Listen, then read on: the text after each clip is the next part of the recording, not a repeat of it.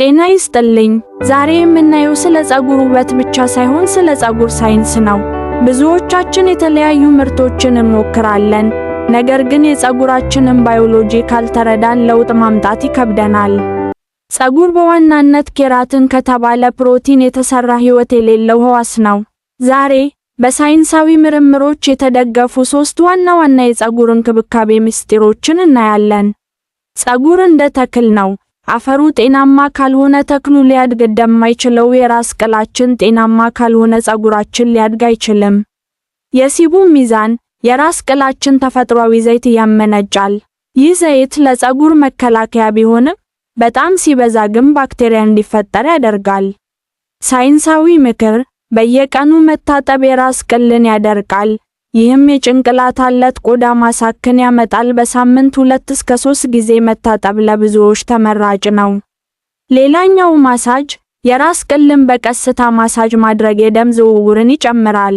ይህም ለፀጉር ስር ፎሊከልስ በቂ ኦክሲጅን እና ንጥረ ነገር እንዲደርስ ይረዳል። የፀጉር ጤና የሚወሰነው በሁለት ነገሮች ነው፣ እርጥበት ሞይስቸር እና ጥንካሬ ፕሮቲን። ኩቲክል የውጭኛው ክፍል ይህ እንደ ጣራ ክዳን ነው። ከተጎዳ እርጥበት በቶሎ ይወጣል። ፖሮሲቲ ፀጉራችሁ ውሃ የመምጠጥ አቅሙ ምን ያህል ነው?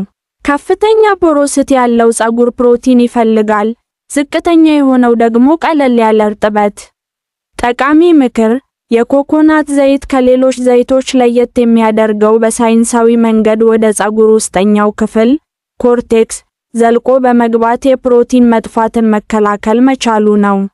ፀጉር እርጥብ በሚሆንበት ጊዜ በጣም ደካማ ይሆናል። ሃይድሮጅን ቦንድስ ፀጉር ሲረጥብ በውስጡ ያሉ የሃይድሮጅን ትስስሮች ይላላሉ። በዚህ ሰዓት በኃይል ማበጠር ፀጉር እንዲሰባበር ያደርጋል። የሙቀት ጉዳት ከ180 ዲግሪ ሴልሺየስ በላይ የሆነ ሙቀት በፀጉር ውስጥ ያለውን የኬራቲን መዋቅር በቋሚነት ያበላሸዋል። ሳይንሳዊ መፍትሄ ሁልጊዜ ሂት ፕሮቴክታንት መጠቀም የሙቀት ስርጭቱን እኩል በማድረግ ፀጉር እንዳይቃጠል ይረዳል።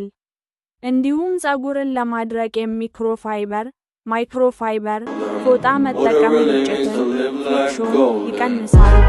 ለማጠቃለል ጤናማ ፀጉር የሚጀምረው ከውስጥ ነው።